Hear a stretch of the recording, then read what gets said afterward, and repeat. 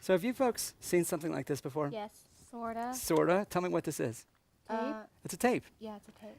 And the tape has got actually literally tape inside here. And the tape that's inside here has got information recorded on it. And if I turn this, if you look at the start of the tape, what color is it? Black? It's kind of a brownish Kind of a brownish black. And what's inside there is basically iron. Oh. And you're going to magnetize the iron. And when you magnetize the iron, you record information.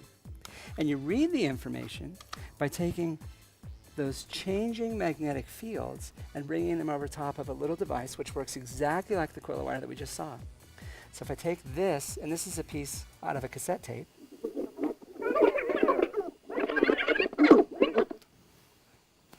I'll give that a try. Sure. And if you run it back and forth over the reed head, this is the reed head of the tape player. Oh yeah, you got it. I almost heard music there for a second.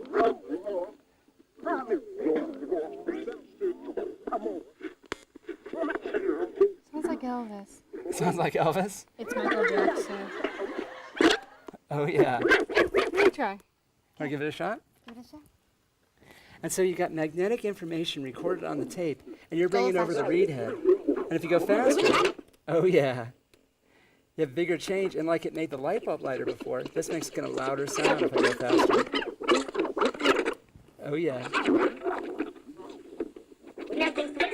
Hey, that sounded like music. Wow! That was pretty good. And so we can record the information that's stored on that tape. Now this phenomenon that we've just been doing is called induction. And in just a second, we're going to use induction for one more thing. We have one last experiment to do, and this is the tasty one that we're going to finish with. Oh yes, and actually, because we always finish every episode of the Everyday Science Show by doing some cooking.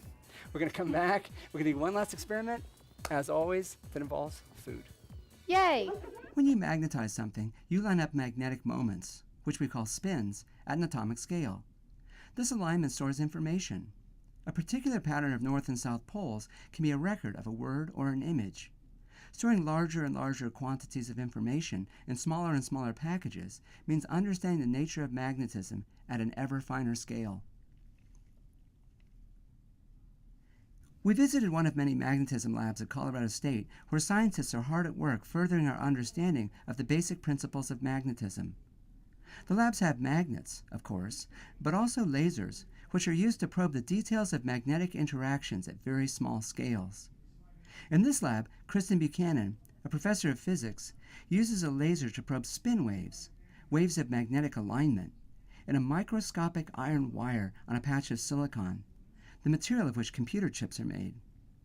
The discoveries she makes will teach us more about how the world works, but they will also pave the way for future technologies that underlie smaller, more powerful electronic devices.